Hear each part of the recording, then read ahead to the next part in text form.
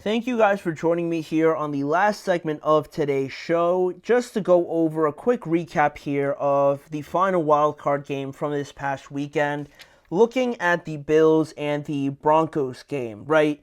I think this was the game that at least I heard most people talk about there being an upset, being a closer matchup than I think a lot of people were initially giving the Broncos credit for, and all that talk about the Broncos being a tough matchup for the Bills only really lasted about a half, I would say, at the absolute max, because after that, the Bills just really kept taking body shots after body shots and wearing down the Broncos defense down especially, and the Broncos offense really couldn't stay on the field long enough to kind of stay with the Bills offense, but also to give their defense the necessary break, right? It just wasn't complimentary football as you would have liked to have seen if you were a Broncos fan. And yeah, I mean, the Bills walked right through the Denver Broncos on their way to a 31-7 wild card win, and they now advance to the next round for the fifth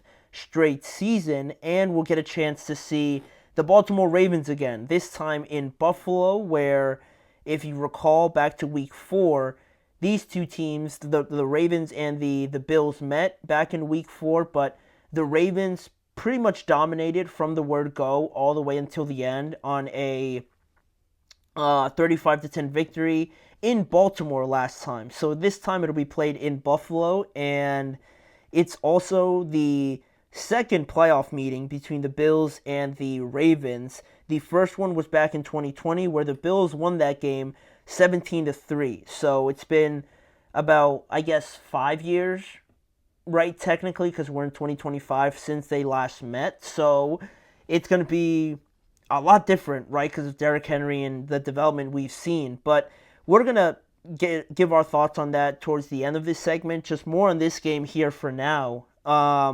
For the Denver Broncos, I mean, I would be lying if I said that they didn't surprise me by scoring first on a 43-yard touchdown to Troy Franklin. I didn't think I was going to see that at all.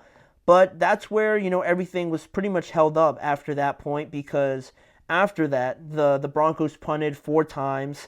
They turned the ball over on downs 2 times, and all that talk about that Denver defense, and they're a very good unit, but they were just met with the same level of physicality and power, if not more than what they're usually dishing out to other teams, right? Usually it's this defense that's overwhelming opposing offenses and that's running them out of the field and really getting the ball back to their young quarterback and giving him a lot of opportunities to maybe mess up here or there, but knowing that they have a good defense, he knows that he's going to get the ball back a lot more than usual. But in this game, the Bills really took all of that away, and this Denver defense only sacked Josh Allen twice in this game.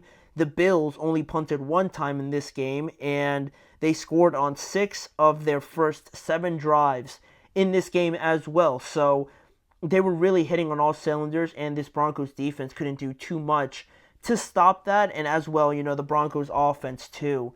Just with such a small margin of error, like we mentioned in the preview, right? Like, if this game was ever going to be very, very close until the end, that margin of error at that point, towards the end of the game where you kind of come to expect it, then there's no real, big deal made of that, right? Because if the margin of error of winning and losing is towards the end of the game, that's usually what happens in playoff games, right? You'd like to think, but because the Bills were so efficient right from the start, or I guess I should say after the Broncos scored, once, that happened and they kind of clicked into gear, the Bills really left the Broncos really no room to make a mistake, no room to miss an assignment, to not be on the same page, and to not really fluster the Bills at all. So it's a lot to ask for, really, at the end of the day, from a young offense that really just got together this year to go into Buffalo and compete with them at the level that they're used to playing at home.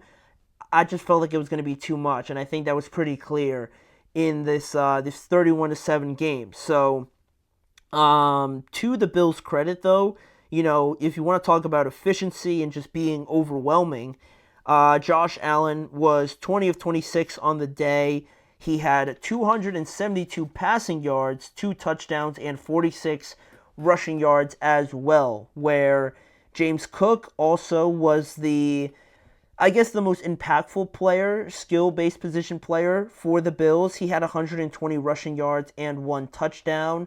And as a team, the Bills ran for 210 rushing yards, right? And, Allen completed a pass to 8 different receivers, and more so on just the overwhelming just domination that the Bills had over the Broncos. They had 23 more minutes of the ball more than the Denver Broncos, right? And that's kind of unheard of, quite honestly. And looking at a little bit more in detail about the drives, right? We mentioned how the Bills were just dishing out body blows to this Denver Broncos defense, right? And you look at the drives that they had, right? They had 6 drives of at least 8 plays or more of at least 5 minutes, and not all of them were even touchdowns, right?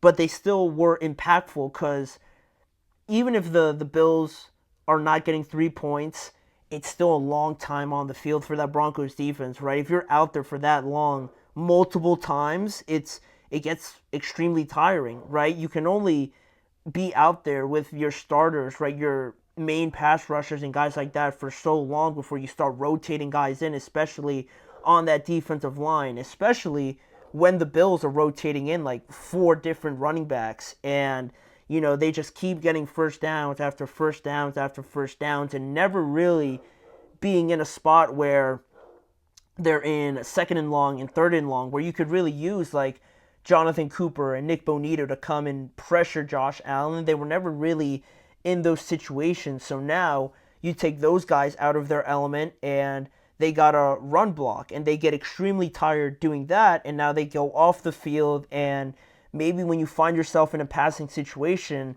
they're not, they're too tired to come back on the field and things like that. So that's where I kind of felt that this game would go, right, for that pass rush and the amount of runners that the Bills had. I just felt like they could rotate those guys in on a cycle, and eventually you would wear these guys down, and that's also what ended up happening in this game. And, the Bills defense, not to just overshadow them, because, they held Denver to 2 of 9 on third downs also. So, they also had a part to play in it as well. But really, it was just more about this offense and how dominating and how much they use the running game as well. And that ultimately brings us to this upcoming matchup right now between the Bills and the Baltimore Ravens, right? Where I think over this past weekend, we saw those 2 games in particular be the most dominating running games out of all the wild card games that we saw this weekend. I don't think anybody had much more of a dominant performance running the ball than the Ravens and Derrick Henry, Lamar Jackson, what they did to the Steelers, and the Bills and what they put on display against the Denver Broncos. So not only do we get probably 2 of the most dominating, grueling, just relentless is the best word I can use, running games out of really all the NFL, I would say. Maybe Detroit's got something to say to that, but in the IFC, certainly these 2 teams are committed and determined to run that ball. And not only with, Derrick Henry, Justice Hill, and guys like that, and Ty Johnson, Ray Davis, James Cook, both of their running backs, probably 2 of the best running backs, they're 2 quarterbacks, 2 of their best running quarterbacks in the NFL, right? They're not running backs, right? That was the joke with Lamar Jackson before, but he's certainly grown way past that, and he's a great passer. Same thing with Josh Allen and how much he's improved, right? We're going to see how each of them try to implement that running attack, especially because on the opposite side, their defenses know that the opposing team wants to run the ball that much, and not only that, but they practice against a very run-heavy offense as well, so they have some sort of experience and exposure to a team that always wants to run the ball. And obviously the fact that they played each other before, right? And the Ravens really had their way with the Bills, and their running attack was very prevalent in that game compared to what the Bills were able to do. So it'll be interesting to see those running styles kind of match up, and the fact that the Bills are undefeated at home. So, do you side with the Ravens that already destroyed them in their first matchup, or are you more so leaning towards the fact that the Bills haven't lost at home? And I think that's a huge thing to point out, especially in the playoffs, and obviously that the game is being played in Buffalo. And the biggest storyline of them all, the two MVP candidates, right? My two, and I think everyone's, kind of main two MVP candidates in Josh Allen and Lamar Jackson. You want to talk about legacies and, kind of shifting and placing yourself among the best quarterbacks of this generation, right? It's these kind of games that matter, right? Not only are you competing with the other guy for an MVP, but one of these guys is going to eliminate the other one from these playoffs, and one of them is probably going to get a chance to, more likely than not, play against Patrick Mahomes and have a chance to upset them in Kansas City. And that's where you build these, legacy-defining moments, right? On the road, big wins against big quarterbacks. That's where, these stories are made. So I'm hyped up for it. It's going to be a great game. We're not going to preview it now, obviously, but those are just a little tease of what we can come to expect from that game. It's arguably going to be one of the better games, so we're excited to talk about that on the Chip Shot Football podcast later on in the week. But for right now, that is going to do it for us on today's show. I want to thank you guys for joining me.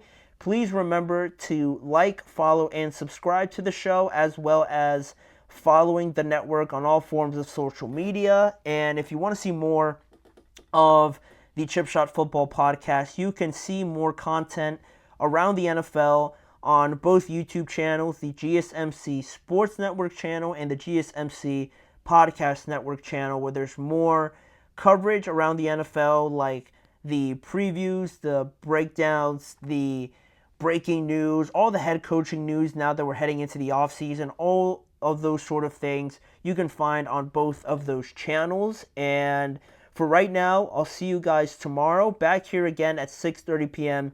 Eastern Time, live with me, Manny Mardiege, as your host. So I hope to see you guys all back here again with me tomorrow.